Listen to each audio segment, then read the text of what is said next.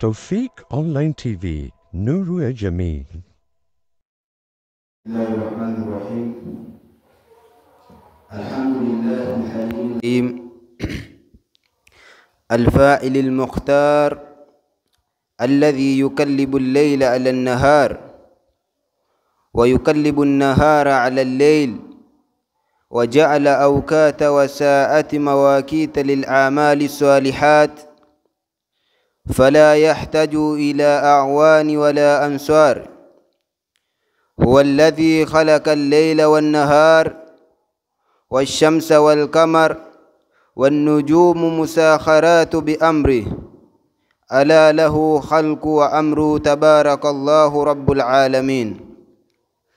وأشهد أن لا إله إلا الله وحده لا شريك له وأشهد أن محمدًا عبده ورسوله وخيراته من خلقه الذي أرسله مرشدا ومعلما للناس كافة أجمعين. اللهم صل وسلم عليه وعلى آله وأصحابه البرارة الكرام. الحمد لله. baada ya kumhimidi Mwenyezi Mungu Subhanahu wa Ta'ala na kumtakia rehma kipenzi chetu, kipenzi cha Allah, Bwana Mtume Muhammadin sallallahu alayhi wasallam, tukiregesha shukrani kwa Allah Subhanahu wa Ta'ala kwa kutuwezesha tena kuja katika kikao cha khairi, kikao cha kuelimishana na kikao cha kuhimizana katika kufanya amali nzuri.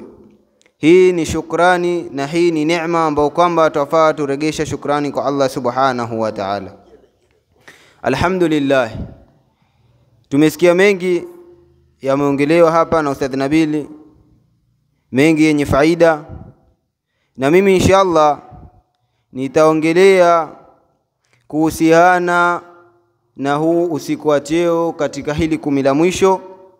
Pia nitaongelea kuhusiana na zakatul fitri. Pia nitagusia kidogo katika haya masala ambayo kwamba hawa mawahabi ambao kwamba huwa wakisema kwamba hawa watu wa bid'a ni watu wa kukufuru, watu wa bid'a ni watu wa kufanya riya na masala mengine.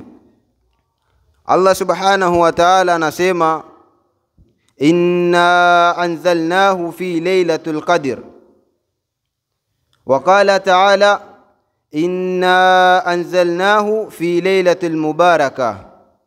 Allah Subhanahu wa Ta'ala anasema katika kitabu chake Al-Qur'an Al-Karim, anasema inna anzalnahu fi laylatul qadr, hakika tumeiteremsha katika usiku wa cheo. Kitu gani ambacho kwamba kimeteremshwa hapa? Tuambiwa kiliyoteremshwa hapa ni Qur'an. Inna anzalnahu bimaana Qur'ani imeteremshwa katika usiku wa cheo, na usiku wa cheo unapatikana katika mwezi mtukufu wa Ramadhani. Kisha akasema tena inna anzalnahu fi laylatil mubarakah, hakika tumeiteremsha hii Qur'ani katika usiku wenye baraka. Na huu usiku wenye baraka ni usiku ambao kwamba wapatikana katika mwezi mtukufu wa Ramadhani, hasa katika 10 la mwisho, katika yale 13 ya mwezi mtukufu wa Ramadhani. Lile 10 la mwisho ndiyo huwa kupatikana usiku wa cheo. Sasa Allah Subhanahu wa Ta'ala ameiteremsha Qur'ani katika huu usiku wa cheo, na sisi binadamu au sisi waja wa Allah Subhanahu wa Ta'ala tumeumbwa na Allah Subhanahu wa Ta'ala kwa ajili ya kufanya ibada, kwa ajili ya kumwabudu Allah Subhanahu wa Ta'ala. Na kama katika huu mwezi mtukufu wa Ramadhani, katika hili 10 la mwisho kwa patikana usiku wa cheo, tutakikana tufanye nini? Tutakikana tujihime, tujikaze, tusimame katika kisimamo cha usiku kuutafuta huo usiku wa cheo, kuutafuta huo usiku wenye baraka. Ndo hadithi iliyopokewa na Abi Huraira radhiyallahu anhu anasema anin nabii sallallahu alayhi wasallam, kumpokea bwana mtume Muhammadin sallallahu alayhi wasallam, qal, mtume Muhammadin sallallahu alayhi wasallam anasema, man qama lailatal qadri, mwenye kusimama katika huo usiku wa cheo, au mwenye kusimama katika huo usiku wenye baraka, imanan, kwa imani, wa ihtisaban, na akitarajia thawabu, ghufira lahu ma taqaddama min dhanbihi, basi Allah subhanahu wa ta'ala atamsamehe madhambi yake yale yaliyotangulia, madhambi yake yale aliyoyafanya nyuma.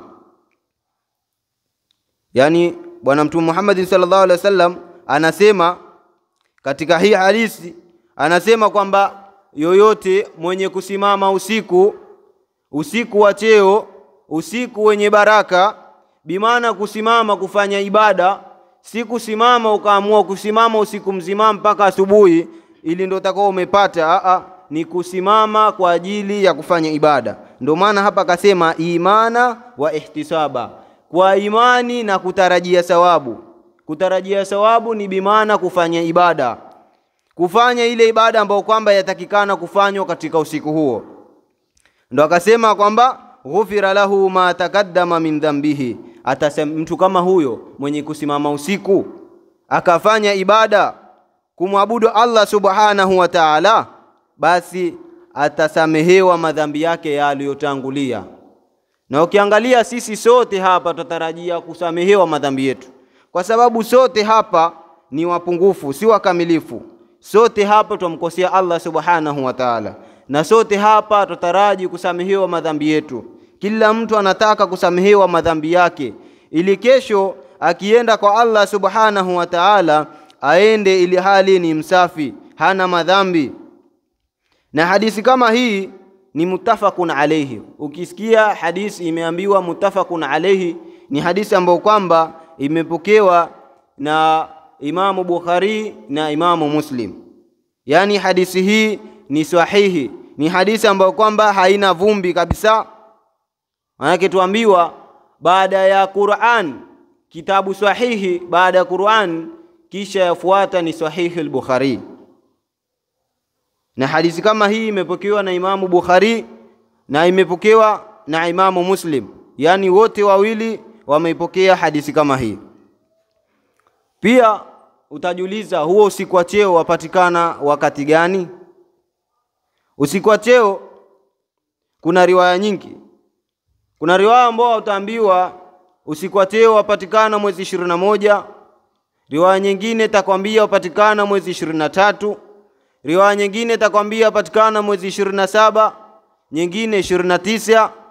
Sasa zote hizo ambazo kwamba zimetajwa kwamba yapatikana mwezi 23, mwezi 21, mwezi 27, mwezi 29, zote hizo yatakikana bimaana hili 10 la mwisho lote wewe uwe ni mwenye kusimama usiku kufanya ibada.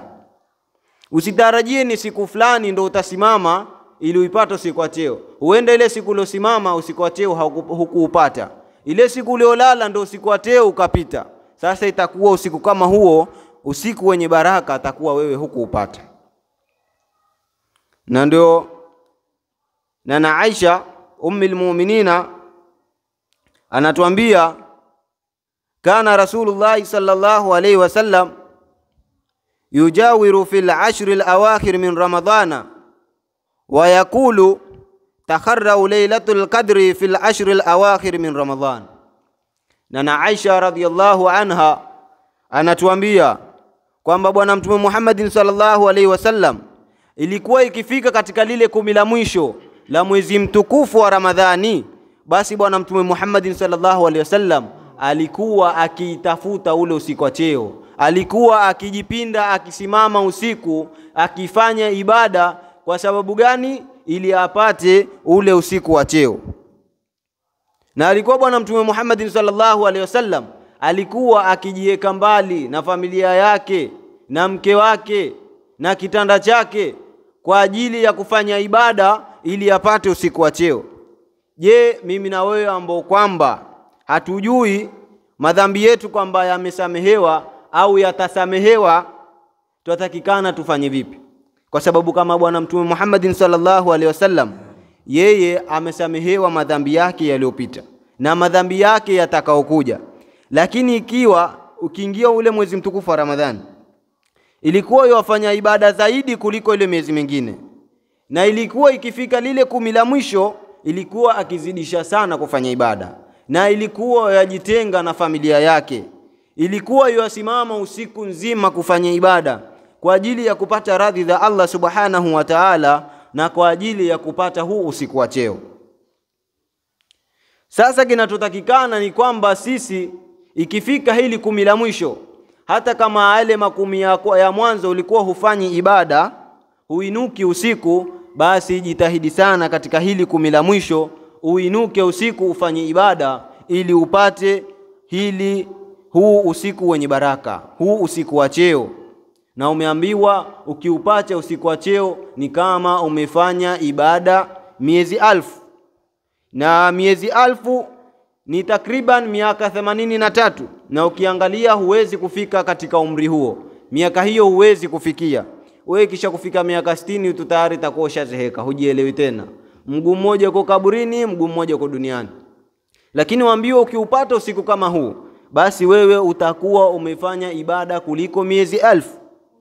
Na ndio kinachotakikana katika hili 10 la mwisho, tujipinde sana, tujitahidi sana kutafuta huu usiku wa cheo. Na utapata mtu mwingine labda yasema kwamba siwezi labda kwenda kufanya ibada, au siwezi kwenda kusimama kisimamo cha usiku. Ni sawa usiende kufanya ibada katika kisimamo cha usiku, lakini pia hata kama utabaki nyumbani, yatakikana pia fanye zile ibada ndogo ndogo. Ama waweza pia kuswali wewe, au wewe na mke wako, au wewe na watoto wako, fanyeni ibada ili ule usiku wa cheo ukipita ukuone ama ukupate uko katika ibada. Lakini sio usiku wa cheo umepita alafu wewe uko katika mambo mengine, uko katika mambo ambayo kwamba hayana faida, au uko katika mambo ambayo kwamba ni ya kumkufuru Allah na ya kumkosea Allah. Angalia mfano mmoja tu. Imefika wakati watu kuswali tahajjud, ikuwa naenda zangu msikitini hiyo time, nimepita sehemu nikampata bwana saa 8 yuko katika TikTok, yani wa scroll tu mwenyewe. Yani ukiangalia mtu kama huyo, afadhali pia ule usiku wa cheo ukipita umpate mtu amelala, ingawa ataonekana ameafilika huyo, lakini ukupate uko katika mambo ya kidunia, wafanya mambo ambayo kwamba hayana faida. Sasa mtu kama huo pia huwezi kumwambia bwana atwende. Ukiangalia mwenyewe unajua kabisa, unasikia kabisa misikiti mingine ishaanza kuswali, yeye uko katika TikTok tu mwenyewe scroll tu. Mtu kama huo hata haina haja umlazimishe. Wewe muombe Mungu tu, Mungu amuongoze, kwa sababu kama Mungu yeye mwenyewe hajamuongoza, basi wewe huwezi kumuongoza. Sababu kila ukitaka kumuongoza mtu ni paka Allah subhanahu wa ta'ala amuongoze, ndo na wewe umuongoze apate kuongoka. Lakini kama Allah subhanahu wa ta'ala hajamuongoza, basi hata wewe pia huwezi kumuongoza. Kwa hiyo ndugu zangu Waislamu, kinachotakikana katika hili 10 la mwisho ni tuifanye bidii sana katika kusimama usiku na kufanya ibada ili tupate usiku wa cheo. Nikiingia katika masala ya zakatul fitri, kwa sababu Ramadhani yaelekea kuisha, na baada ya Ramadhani, baada hii funga, huwa kuna zakatul fitri, kuna zaka afaa kutolewa. Na hii zaka tuambiwa wahia wajibatu ala kulli fard min almuslimina, ni lazima katika kila mmoja ambaye kwamba ni Muislamu. Hii zakatul fitri ni lazima kwa kila mmoja ambaye kwamba ni Muislamu, saghiran au kabiran, mdogo au mkubwa, dhakaran au untha, mwanamume au mwanamke, zaka inakulazimu wewe kutoa. Hurrin au abdin, mtu ambaye kwamba yuko huru au mtumwa, zaka ni lazima uitoe. Sasa na hadithi, kuna hadithi iliyopokewa na Abu Daud na Ibn Majah na Darul Qutni an Abi Abbas radhiyallahu anhuma qala, anasema farara Rasulullah sallallahu alayhi wasallam, alifaradhisha bwana mtume Muhammadin sallallahu alayhi wasallam zakatul fitri. Hii zakatul fitri bwana mtume Muhammadin sallallahu alayhi wasallam, Ibn Abbas anatuambia kwamba hii zakatul fitri bwana Mtume Muhammad sallallahu alaihi wasallam alifaradhisha, na alifaradhisha na akasema kwamba hii zakatul fitri tuhratan liswaimi, yani ni yenye kutwahirisha hii saumu yako. Hii saumu yako ulioifunga, zakatul fitri ndiyo itakaoisafisha saumu yako, kwa sababu huenda kama umefunga saumu hii, lakini kwa kuna mambo ambayo kwamba umeyafanya ndani ya hiyo saumu ambayo kwamba yanapunguza thawabu za hii saumu. Sasa ukitoa zaka kama ile, huwa yasafisha yale mambo ambayo kwamba yanapunguza thawabu ya ile saumu. Yani ile saumu kama kuna uchafu wowote, ile zakatul fitri inasafisha saumu kama ile. Anasema inasafisha kivipi? Minal laghwi warafathin. Laghwi ni hapa tuambiwa ni vitu ambavyo kwamba au ni maneno ambayo kwamba huwa ma la faidatu minal qawli au fi'li, yani ni katika yale maneno ambayo kwamba hayana faida, katika vitendo ambavyo havina faida, basi hii zakatul fitri inasafisha saumu kama ile. Yani ukafanya kitendo ambacho kwamba hakina faida, au ukasema neno ambalo kwamba halina faida, ukawa wajiongelea maneno hayaeleweki na ili hali umefunga, basi ukitoa ile zakatul fitri itasafisha vitu kama hivyo. Kisha akaendelea kusema, akasema wa tu'matu lil masakin, yani na hii zakatul fitri ni chakula kwa maskini. Bimaana ukitoa zakatul fitri, ukitoa ile zaka ukimpelekea maskini yule ambaye kwamba hajiwezi, hali yake iko chini, itakuwa umemsaidia, itakuwa ni chakula umempa ambacho kwamba kitamsaidia na yeye kula.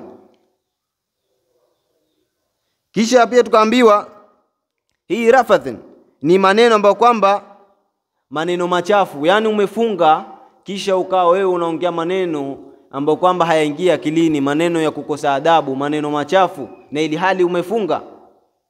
Sasa ile haiharibu saumu yako, bali itapunguza thawabu za ile saumu. Ndio maana ukaambiwa ukitoa hii zakatul fitri itasafisha uchafu kama ule.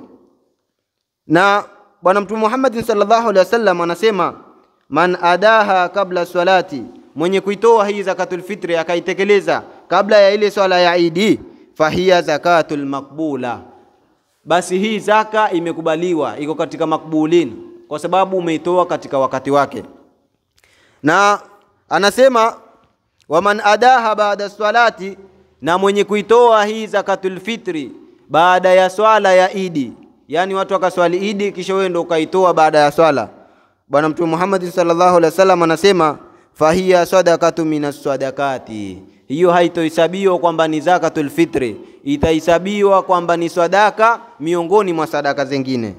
Kwa hivyo yatakikana hii zakatul fitri uitoe kabla ya kwenda kuswali Eid, usitoe baada ya kuswali, kwa sababu ukitoa baada ya kuswali itakuwa ni sadaka, si zaka hiyo.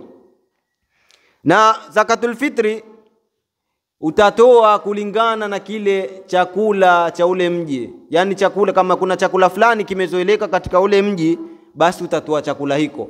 Sio kama hapa Chundo hapa mezoeleka watu kula wali, wewe ukatoa tende au ukatoa ngano, kwa sababu si chakula ambacho kimezoeleka. Lakini chakula kimezoeleka hapa Chundo ni wali, sasa itabidi utoe mchele. Na katika kutoa huu mchele pia takikana utoe mchele mzuri, sio huu umetoa mwingine hapa wewe wala mchele mzuri wala Fatma, huu mwingine umempa pishori ama huu umempa lokali. Yatakikana ukitoe utoe kitu kisafi ili upate kusafisha ile saumu yako. Pia na bwana Mtume Muhammad sallallahu alaihi wasallam akasirambia tena, akasema saumu ramadhana, hii saumu ya Ramadhani muallaku baina samai wal ardhi, imeangama, iko juu, baina, iko katikati baina mbingu na ardhi, yani haijapanda juu wala haijashuka chini. La yarfa'u, haiwezi kupanda hii saumu, haiwezi kwenda kwa Allah subhanahu wa ta'ala illa bi zakatul fitri, isipokuwa kwa zakatul fitri. Mpaka uitolee zaka ndio hii saumu yako iende juu. Yani hapa sote tumefunga, lakini saumu zetu ziko katikati baina ya mbingu na ardhi, na saumu hiyo haiwezi kwenda juu isipokuwa ukiitolea zakatul fitri, ndio saumu kama hiyo itaenda juu.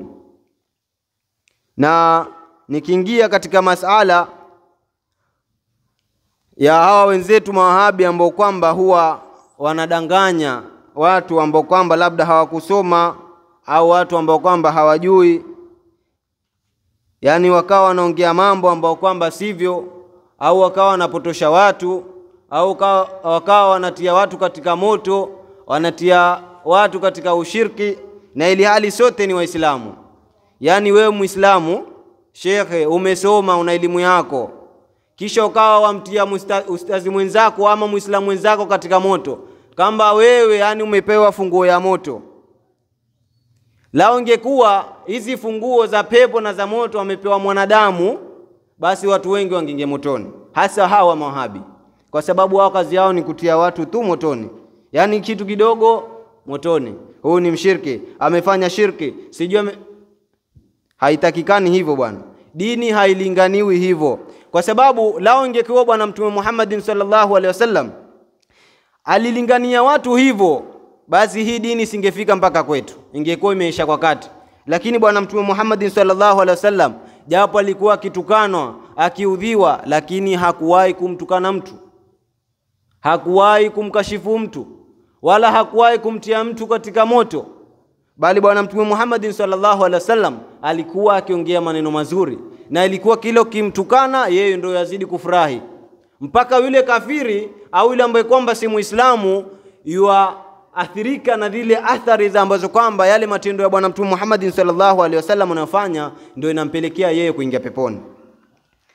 Juzi simbali kuna ustadhi hapa nilimsikia akisema, akiisoma hii hadithi ambayo kwamba ilipokewa na Abi Salama ibn Abdurrahman annahu sa'ala Aisha radhiyallahu anha, alimuuliza na Aisha ummul mu'minina, akamuuliza nini? Akamuuliza kaifa salatu Rasulullah sallallahu alaihi wasallam fi Ramadhani, vipi ilikuwa vipi swala ya bwana Mtume Muhammad sallallahu alaihi wasallam katika mwezi mtukufu wa Ramadhani?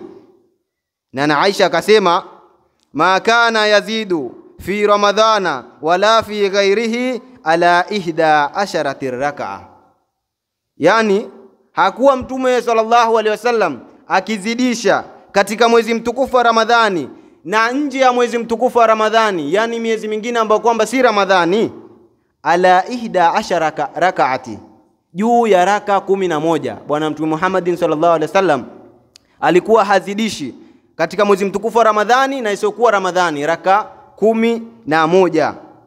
Sasa ustadhi kama huyu nikamsikia akisema kwamba sisi hatutoswali tena tarawehe, tutaswali tahajjud. Tarawehe tutaiondosha, tutaswali tahajjud, kwa sababu hakuna visimamo viwili mwezi mtukufu wa Ramadhani.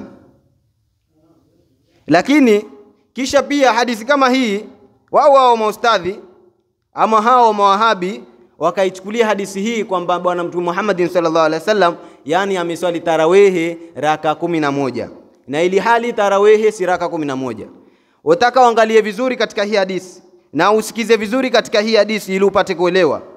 Kama ulikuwa hujasoma basi sikiliza vizuri nikufundishe, na kama ulikuwa umesoma basi labda ulielewa vibaya au mafuhumu yako alieleweka vibaya, basi sikiliza nikuelezee upate kunielewa. Hii hadithi tuambiwa ni kwamba huyu Abdurrahman alimuuliza na Aisha, alimwambia vipi ilikuwa vipi swala ya bwana Mtume Muhammad sallallahu alaihi wasallam katika mwezi mtukufu wa Ramadhani. Hapa hakuuliza vipi ilikuwa tarawehe ya bwana Mtume Muhammad, alisema vipi ilikuwa swala ya bwana Mtume Muhammad sallallahu alaihi wasallam katika mwezi mtukufu wa Ramadhani. Na Aisha akamwambia ma kana yazidu fi Ramadhana, hakuwa akizidisha katika huu mwezi mtukufu wa Ramadhani, wala fi ghairihi, wala isipokuwa huu mwezi wa Ramadhani. Yani mwezi wa Ramadhani hakuwa akizidisha raka 11, na mwezi mwingine bimaana Ramadhani ikiwa imeisha pia bwana Mtume Muhammad sallallahu alaihi wasallam alikuwa hazidishi raka 11. Na hii tarawehe yapatikana katika mwezi gani? Tarawehe yapatikana katika mwezi mtukufu wa Ramadhani. Tarawehe haipatikani katika miezi mingine, bali hizo raka 11 ambazo kwamba na Aisha anasema kwamba alikuwa hazidishi katika mwezi mtukufu wa Ramadhani wala katika miezi mingine. Bimaana nazungumzia swala hii hapa ni swala ya usiku ambayo kwamba ni witri. Ndio ile tunaoswali sisi tahajjud ni raka 11 pamoja na zile witri. Na katika mwezi mtukufu wa Ramadhani kuna tarawehe na kuna tahajjud na kuna witri. Sasa katika hii miezi mingine hakuna tarawehe, bali ipo ni kiamu leili, ipo ni zile swala za usiku. Waweza swali tahajjud, waweza swali witri katika miezi mingine, bali lakini huwezi kuswali tarawehe katika miezi mingine. Na hakuna tarawehe raka 11, wala hakuna tarawehe raka 8, bali tarawehe ni raka 20. Ndio hadithi iliyopokewa na an Yazidu ibn Husayfata an Saibi ibn Yazidi radhiyallahu anhuma qal, anasema kanu yakumuna ala ahdi Umar ibn Khattab radhiyallahu anhu fi Ramadhana 20 rak'ati. Walikuwa, hadithi iliyopokewa na Yazidu ibn Husayfata anasema kwamba kanu, sisi yakumuna, yani sisi tulikuwa tukisimama ala ahdi Umar ibn Khattab, katika zama za Halifa Umar radhiyallahu anhu, katika mwezi mtukufu wa Ramadhana raka 20. Na hii tarawehe aliyoiweka katika mwezi mtukufu wa Ramadhan ni Saidina Umar, lakini tarawehe tayari bwana Mtume Muhammad sallallahu alaihi wasallam aliwahi kuswali siku moja msikitini, lakini akasema siwezi kuendelea kuswali msikitini kwa sababu nahofia ikafaradhishwa, na hofia maswahaba zangu wakaiona kwamba hii ni faradhi, akawa yuwaswali nyumbani. Bwana Mtume Muhammad sallallahu alaihi wasallam tarawehe alikuwa akiswali nyumbani. Saidina Umar ndiye alikuja akawakusanya maswahaba katika msikiti, kisha akamwamrisha Ubay ibn Kabi aswalishe swala kama ile, ambapo kwamba ni tarawehe iliyoswaliwa msikitini, tena raka 20. Na bwana Mtume Muhammad sallallahu alaihi wasallam alituambia, alaikum bi sunnati wa sunnati khulafa'ir rashidin. Yani bwana Mtume Muhammad sallallahu alaihi wasallam ametuachia sunna zake tuzifuate, na sunna za mahalifa wanne. Sasa huyu Saidina Umar ni katika wale makhalifa wanne, makhalifa watukufu, makhalifa wakubwa, na yeye ndiye aliyoiweka tarawehe iswaliwe msikitini. Sasa kama nyinyi mtachukua nini moja mkaswali msikitini, tayari mmemfuata Saidina Umar, hamjamfuata mtume, kwa sababu mtume tarawehe ameiswali nyumbani. Kwa nini na nyinyi msikae nyumbani mkaswali? Ikawa kila mtu akishakuswali isha yuenda kwake, akamchukua mke wake, wakaswali tarawehe, kila mtu akaswali kwake, mwakusanyikana katika msikiti mkaswali kwa pamoja. Hiyo mmemfuata Saidina Umar. Na Saidina Umar aliweka hii tarawehe raka 20. Kwa nini nyinyi mswali raka 8 msiswali raka 20? Na wakati nyinyi mmemfuata Saidina Umar kuswali msikitini kwa jamaa. Hiyo ni Saidina Umar aliweka. Na Saidina Umar akaweka raka 20. Wewe ukatae usiswali raka 20 uswali raka 8. Nani alikwambia tarawehe raka 8? Kisha uje useme hawa watu wa bid'a ni watu wabaya sana, watu washirikina, watu waovu. Sasa kama si watu wa bid'a, watu wa kuzua, nyinyi kina nani? Hiyo raka 8 ilitokea wapi? Kama sisi tuwazusha, nyinyi mmefanya nini? Na mmesema watu wa bid'a ni watu wa motoni, watu wa bid'a ni washirikina. Kwa hivyo na nyinyi mmezusha, tuwaiteje?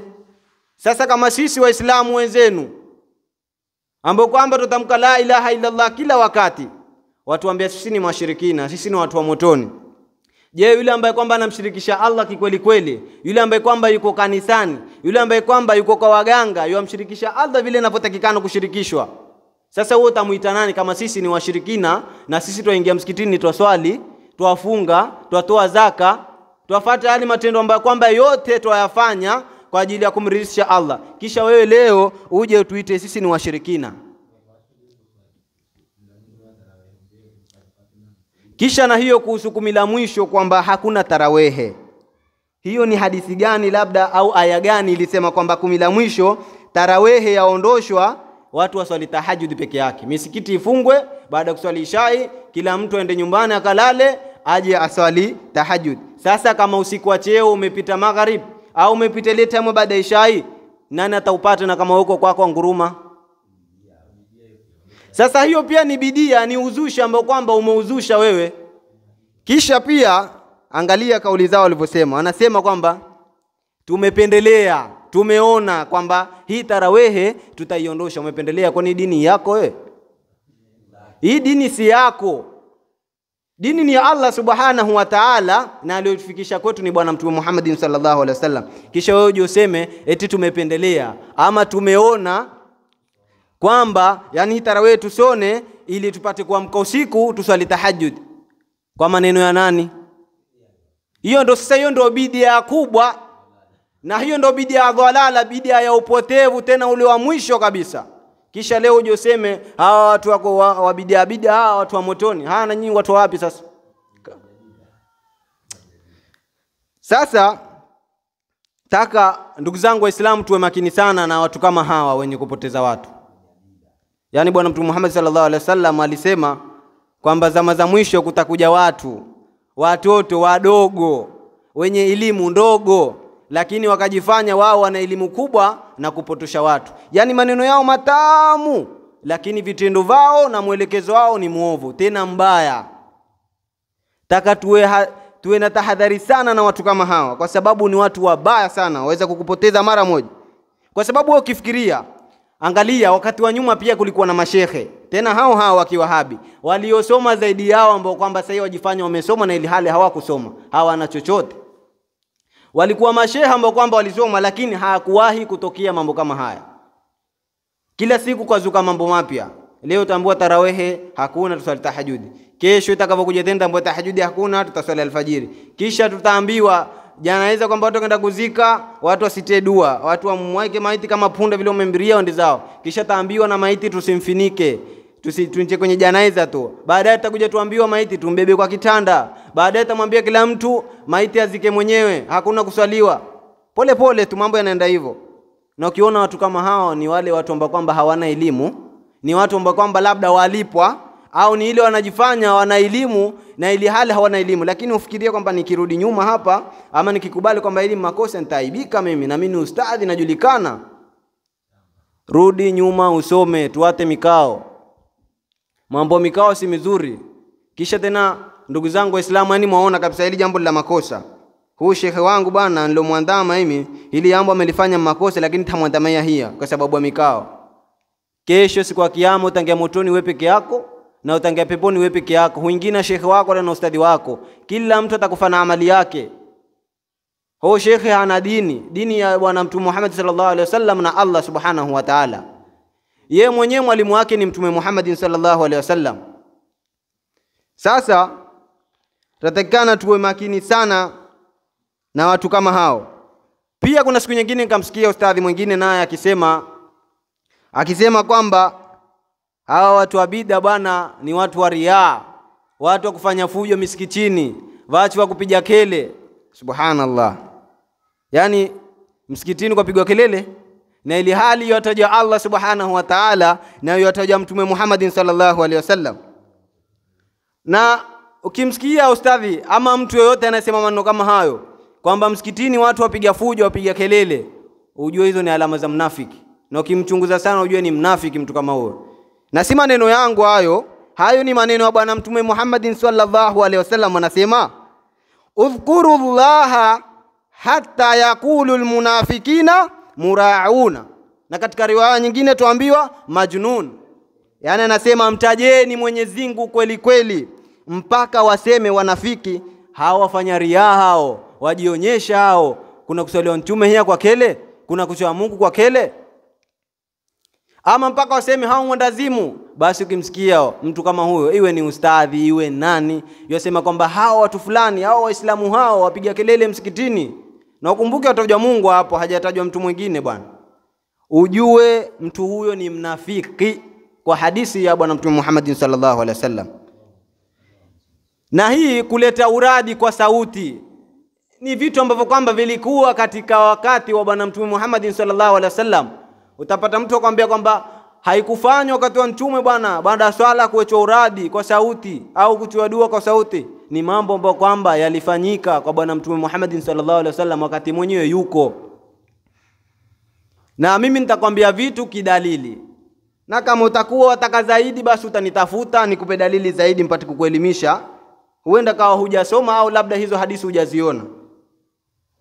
Tuambiwa ani Ibn Abbas radhiyallahu anhu qalat, anasema anna rafa'a sauti bidhikri hina yansarifu an-nasu min al-maktubati kana ala ahdi an-nabii sallallahu alayhi wasallam, rawahu Bukhari wa Muslim.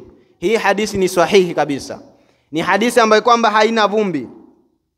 Ibn Abbas anatuambia anna rafa'a sauti, hakika ya kuinua sauti, bidhikri, kwa kuleta adhkari, kwa kuleta nyiradi ambazo kwamba kama sisi twazileta za Ramadhani ambazo kwamba si za Ramadhani. Hina yansarifu nasa, pale wanapomaliza watu, minal maktubati, katika zile swala za faradhi, kana ala ahadi nabii sallallahu alayhi wasallam, ilikuwa katika zama za bwana mtume Muhammadin sallallahu alayhi wasallam.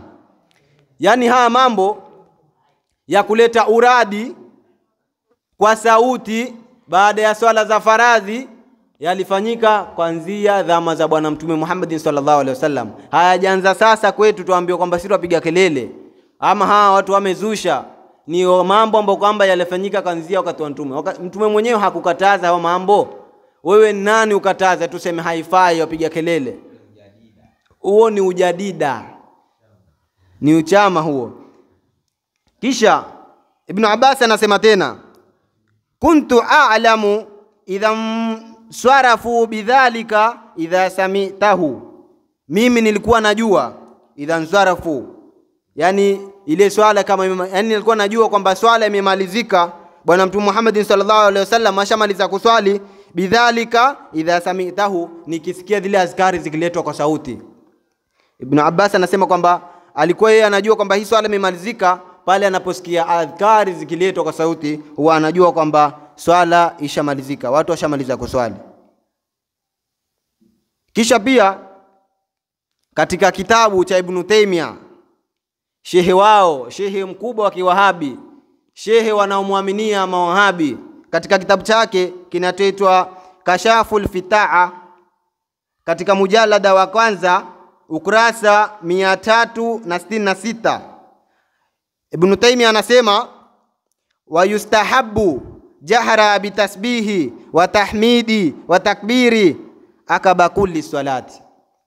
Wa yustahabbu, imependekezwa zaidi, yani ni sunna tena ile kukotezwa, jahra bitasbihi, kujihirisha, ni kuleta kwa sauti ile tasbihi. Tasbihi ni zile ambazo watu baada ya swala wanaleta, alhamdulillah, subhanallah, Allahu akbar, zile alikuwa akizileta kwa sauti. Akaba kulli salati, kila baada ya swala, yani ukazileta kwa sauti, hiyo imependekezwa. Kisha na katika kitabu kingine cha Ibn Taymiyyah chaitwa Majmu'ul Fatawa, mujalada wa 13 ukurasa wa 246 mpaka ukurasa wa 261, Ibn Taymiyyah anasema ajharu bidhikri ba'da salawati maktubati sunna. Ibn Taymiyyah, shehe wa mawahabi, shehe anayetegemewa, kwa sababu wa mawahabi wakitoa hoja zao wanatoa hoja za kupitia shehe wao, wanamuita Sheikhul Islam. Anasema kwamba katika kitabu chake Majmu'ul Fatawa, nenda kakitafute hicho kitabu ukifungue, mjalada wa 13 ukurasa wa 246 mpaka ukurasa wa 261, anasema Ibn Taymiyyah, jahru bidhikri, kudhihirisha, kuleta kwa sauti dhikri, baada salawati, baada hizi swala maktubati za faradhi, sunnatu, ni sunna. Sasa kama shekhi wao mwenyewe ameyakubali haya mambo, kuleta adhkari kwa sauti, anasema kwamba ni sunna kuleta adhkari kwa sauti, sasa wewe ni nani ambaye kwamba wakataza mambo kama haya? Kwa hivyo ndugu zangu, tuwafaa pia tukipewa mawedha na mashehe kama hawa, pia atakana mwenyewe usikize na uyapime kwa akili yako ya kuzaliwa, akili yako ya kibinadamu, sababu ni watu wa kuzusha.